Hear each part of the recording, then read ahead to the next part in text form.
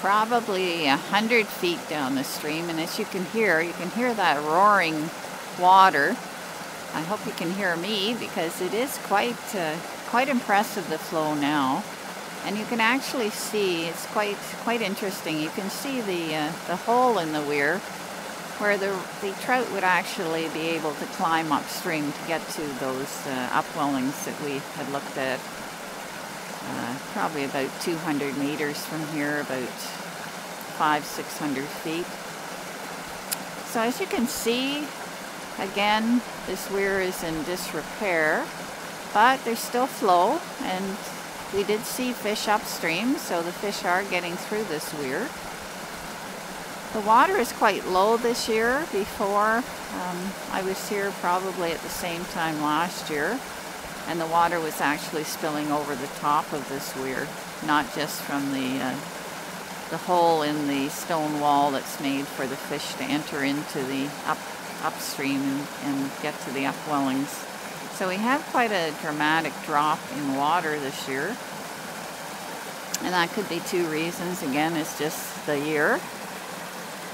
Maybe things haven't unfrozen as they should yet, and also the contribution of the Walnut Hill pond is actually dramatically less because of our beaver damming up that source of spring water. But again, lots of flow, a beautiful, beautiful area. Something that's very hidden with respect to the Rockwood area, a hidden gem of Rockwood.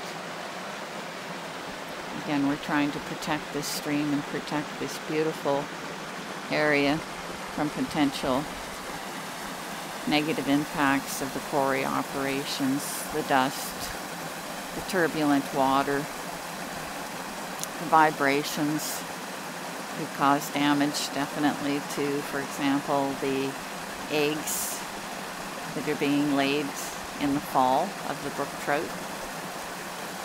Damage to the structure of the karst topography that is actually underpinning this stream. There has to be much more thorough investigation of this particular area to make sure there are no impacts to this wonderful cold water tributary that hasn't gotten much airtime with respect to its importance to our area. Again, panning around. You can see this beautiful old cedar stand, hundreds and hundreds of years old.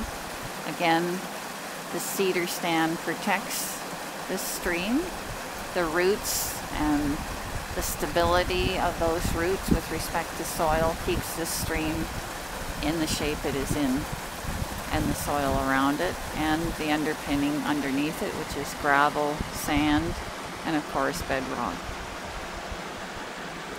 We've also talked about karst topography, and again, you can see ebbing and increased flow of this system, and it's probably because the rock is basically has lots of crevices and cavities, and that's where the water flows, but there is probably barriers to flow in that rock, and in some cases if the water flows in one direction you'll get increased flow because there's more access to a pathway for the water to follow, and then in other instances there'll be a blockade because of that stone.